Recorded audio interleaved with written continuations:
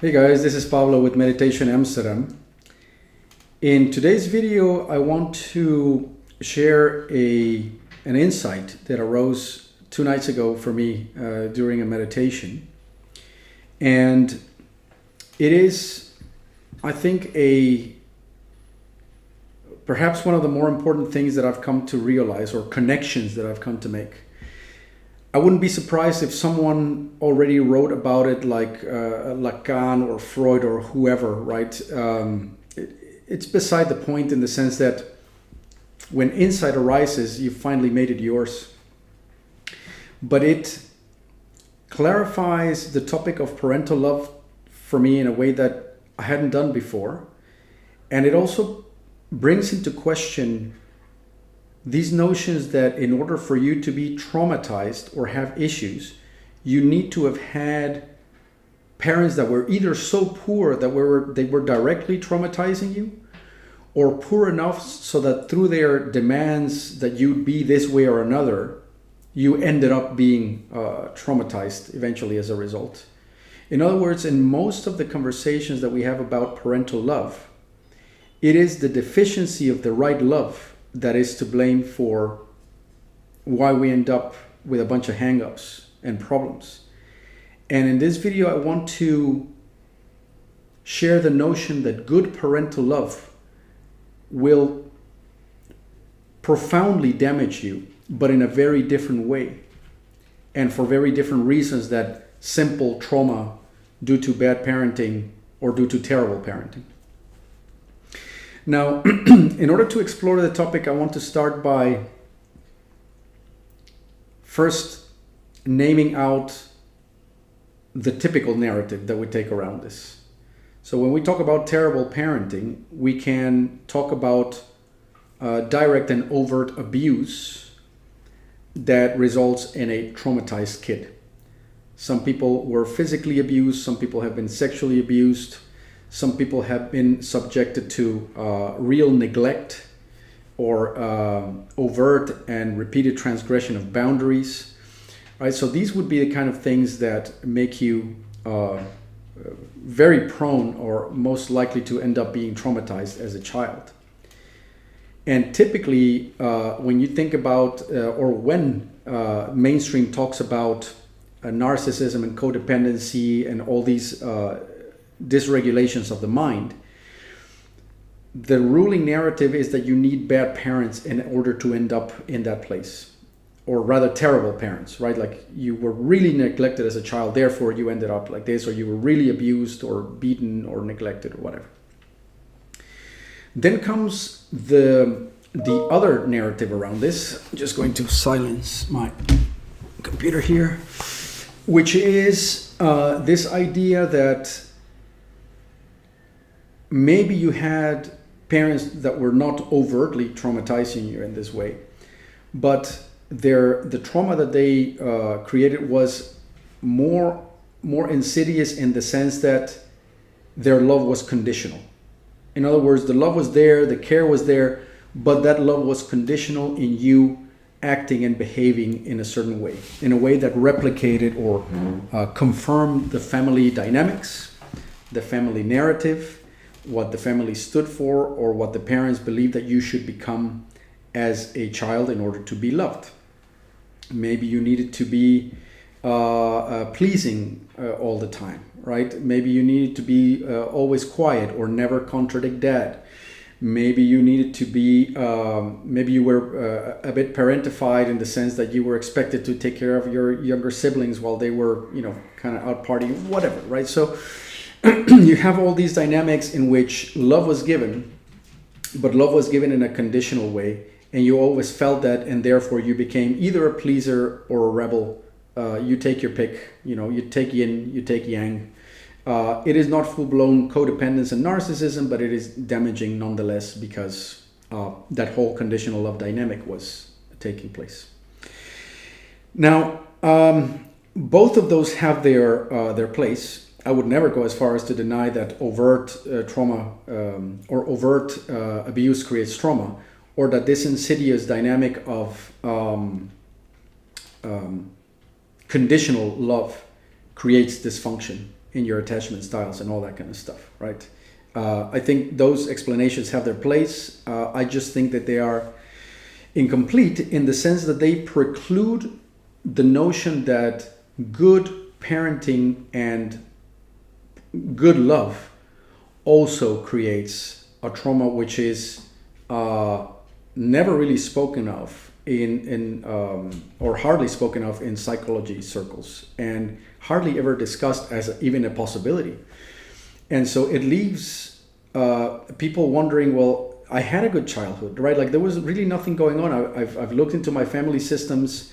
I've dispelled with some of the, occasional boundary transgressions and weird hang-ups that my parents had, whatever.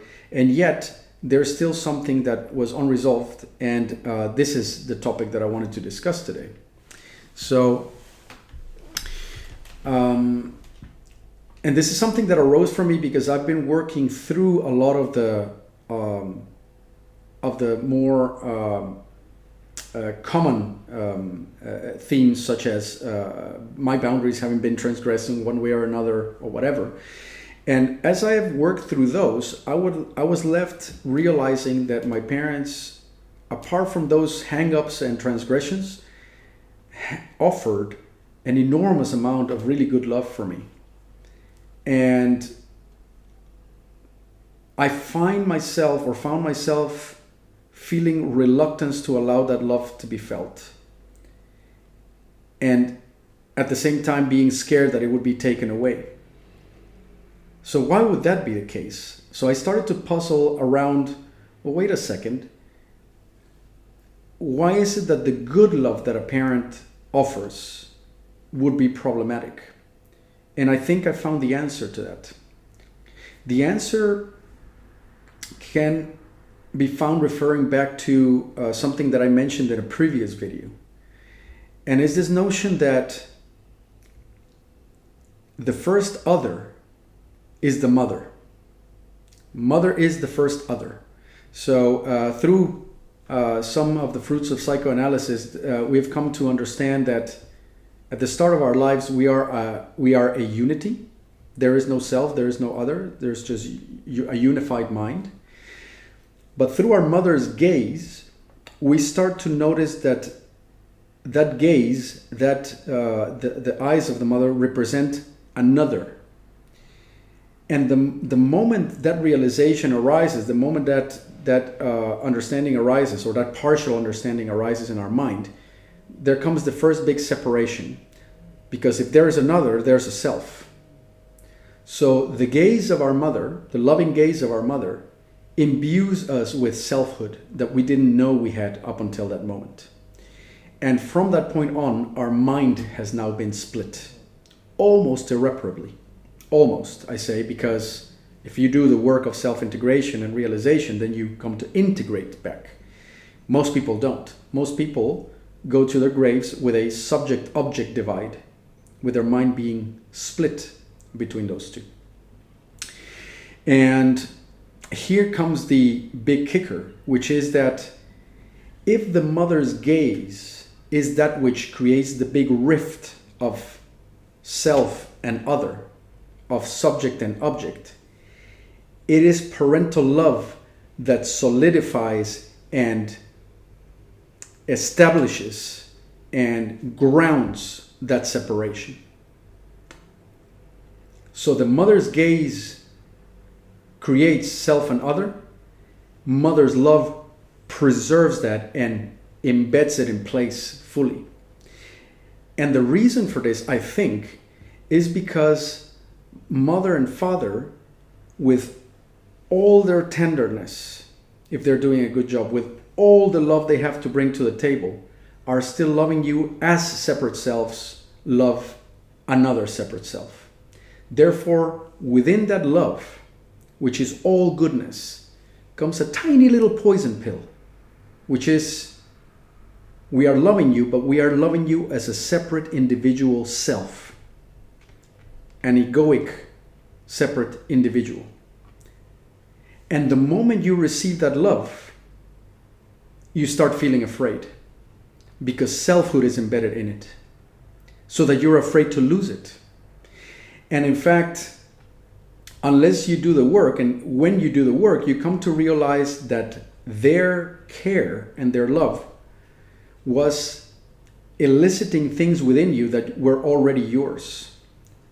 But you have now outsourced it to an apparent other because they are loving you as egos love other egos.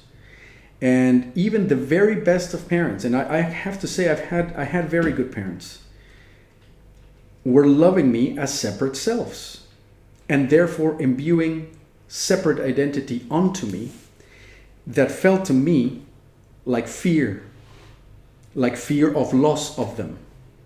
I feared to lose them.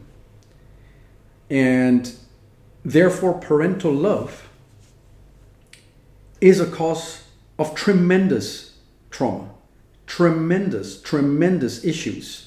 Not on the human level, because on the human level, parental love is necessary. We long for it, we crave for it. It is grounding, it is nourishing. But on the level of spirit, parental love perpetuates the rift of self and other. It perpetuates the notion that you are a separate self that needs to receive that love from the outside. And therefore it engenders the fear that love will be lost. And the better the love, the more it engenders this, which is the big irony of it all, right? The more it engenders the notion that it needs to be acquired from the outside. If it was good, and if it's properly acquired and we become a good receptacle for that love, psychology would call that a healthy attachment style. But spirituality knows that attachment is poisonous at its core. You see the irony between this. So we need the very best parental love that we can have so that we can be wholesome and develop properly as a person. And throughout the first part of our life, that is very needed. And it's nourishing, and we develop as a person, and we develop a positive and healthy attachment style. But when it comes to spirituality, that needs to be let go of at some point. At some point, and I hate the word because it so minimizes and simplifies the insight that I'm sharing here, I think, is to self-parent means that you no longer need an external provider of that goodness so that you can feel it for yourself. Because as healthy as an attachment style may be, it is still codependent in the sense that attachment implies separation. If there was no separation, why the need to attach? If there's wholeness and unity, attachment is not a workable model anymore. It is not a necessary notion. If there is wholeness and unity, there's just wholeness and unity. Things are already one. Attachment, healthy as you may want to have it, is only necessary if separation has first taken place. So I think this is huge. I mean, I have not heard this anywhere. That doesn't mean that I just invented it. It was just an insight. I'm sure that if I look into the literature, or if you guys want to share in the comment section things that Lacan or whoever already said about, self-parenting and this and that and the other, I'm sure this is not new. It's new for me. That's why I'm sharing it, right? So, but to me, this is enormous because I was really grasping at straws thinking, but I didn't have a bad childhood. I didn't. Yes, there were instances that were really unpleasant, potentially traumatizing. There were, transgressions of boundaries. My dad was old school, so sometimes he did stuff that he shouldn't have done. Okay, great. I've gone into that. Let's say that I've managed to somehow clear it out, and still I couldn't get to the bottom of this. And the realization is I was not allowing to feel my self-love because it was apparently provided from the outside, and therefore imbuing me with egoic, separate identity that feels yucky to me. It feels like fear. And there you have it. There you have it. So that's the poison pill that is imbued even within the most wholesome parental love, so long as they see themselves as egos and you as an ego. Because that love is then being received from the outside, apparently, through a healthy attachment and creating a healthy attachment style. This is a very nuanced topic, I believe. It could be misconstrued as saying that parental love is a bad thing. It's not what I'm saying. It is crucial and healthy, and it definitely has its place for our wholesome and healthy development as a human being. But for transcendence, it will hold you back. It'll hold you back because it is imbued with selfhood within it as an assumption, as a preconception of how it's given. Love that needs to be given or taken implies separation, and therefore is tainted. It's tainted from a spiritual perspective, but it is beautiful and tender and wholesome from a human perspective. And we need to be able to make that distinction in order for us to be able to actually imbibe that love, which is coming from the inside, or from, there's no inside or outside, it just is. And once we can freely feel that love because we know that it is not given or taken, then we are able to really heal our relationship, not just with parents, but with ourselves and with everything around us. I think this is absolutely crucial. I really wanted to share this one with you guys. I'm very curious about your take on it, so do share it in the comment section. And as usual, if you think that these videos are beneficial to others, then your liking, sharing, and subscribing makes the channel more visible, and it's also very motivating to me. I'll be back with more videos pretty soon, and until then, cheerio, and bye-bye.